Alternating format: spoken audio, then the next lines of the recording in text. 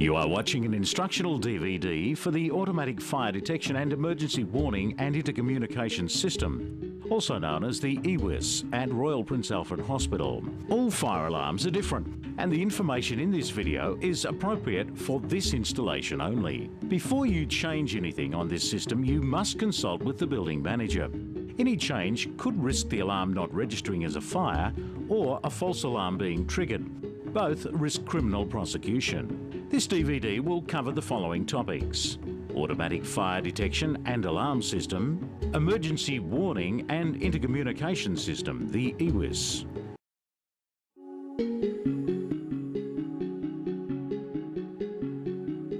The detection system comprises of a Simplex 4100U fire indicator panel, which monitors various sensors located throughout the building. These sensors are grouped into zones. Zones can be isolated.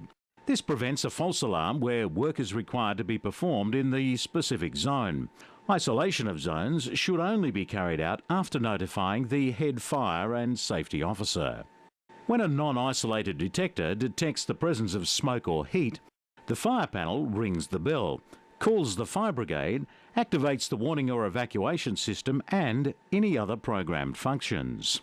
The fire panel consists of two sections: the operator interface located in the upper section of the panel, and in the lower section the zone-isolated toggle switches and LED indicators. The operator interface indicates common alarm, fault and isolation status on LEDs, and detector status on the LCD screen. Under normal conditions, the LCD screen will display the following: green LED on, indicating the panel is receiving AC power. All other LEDs will be off.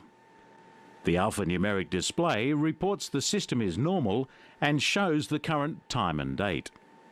When an alarm fault or isolation occurs, the buzzer will sound until the corresponding acknowledge key is pressed. In the event of a fire alarm, the following will occur. The fire brigade will be called, the local strobe light outside the fire control room will flash, the bell outside the fire control room will ring, and EWIS will be activated. All non-essential air conditioning will be shut down.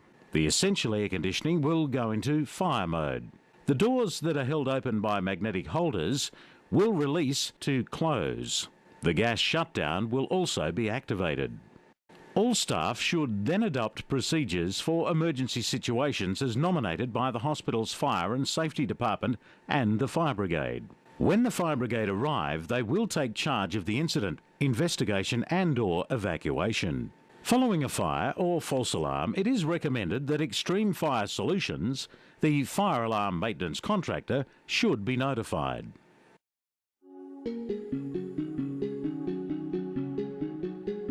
Should a fault develop in the system, an amber light will flash and a buzzer will sound.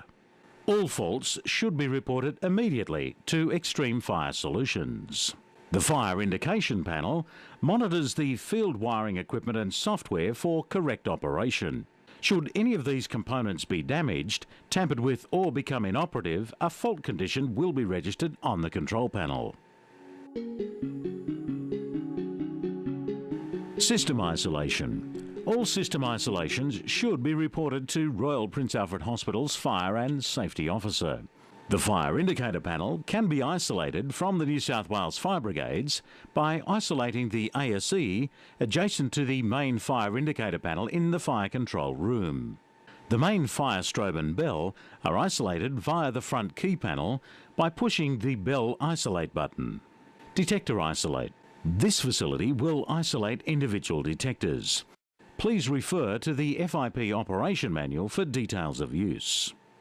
Ancillary fire trips, which include security and mechanical activations, can be isolated by pressing the auxiliary isolate key on the front of the FIP. This facility will isolate individual relay outputs. Please refer once again to the FIP operation manual for further details. If more information is required, please contact Extreme Fire Solutions.